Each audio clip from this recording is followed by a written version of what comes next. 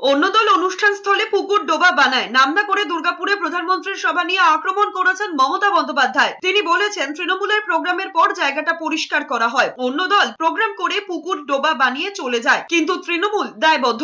শুক্রবার দুর্গাপুরে নেহেরু স্টেডিয়ামের সভা ছিল প্রধানমন্ত্রীর। মঞ্চ তৈরির জন্য বড় বড় গর্ত খোঁড়া হয়েছিল। সভা শেষের পরের দিন দেখা গিয়েছে বৃষ্টিতে বেহাল দশা হয়েছে ওই মাঠে। সেখানে ধানের চারা পুঁতে প্রতিবাদ জানিয়েছিলেন তৃণমূল বিধায়ক নরেন্দ্রনাথ চক্রবর্তী। কার্যত সেই প্রসঙ্গই টেনে আক্রমণ করেছেন মমতা বন্দ্যোপাধ্যায়। পাশাপাশি ঝড় জল হলেও 21-এর সভায় আসার জন্য আবেদন করেছেন মমতা বন্দ্যোপাধ্যায়। প্রশাসনকে নির্দেশ দিয়েছেন সাধারণ মানুষের অনেক কষ্ট করে আসবেন, তাদের যেন সহযোগিতা করা হয়। ব্রিগেড জলে ডুবে গিয়েছে, কাদায় গাড়ি আটকে গেলে সমস্যা হবে। তিনি আরো বলেছেন, চারিদিকে বর্ষা হচ্ছে, প্রকৃতির রোষ কেউ আটকাতে পারে না। এখানে ডিভিসি এত জল ছেড়েছে, সামলানো যাচ্ছে না। প্রশাসনিক কাজটা কিন্তু জীবন দিয়ে করে, এবারেও করবে।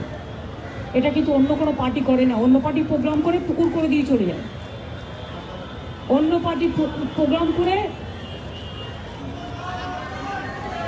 একেবারে পুরো ডোবা করে দিয়ে চলে যায়।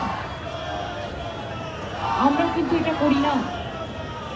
আমরা মনে করি প্রোগ্রাম যারা করে তাদের একটা দায়বদ্ধতা থাকা উচিত, একটা দায়িত্ববোধ থাকা উচিত, এবং সেটা আমরা মেনটেন করি।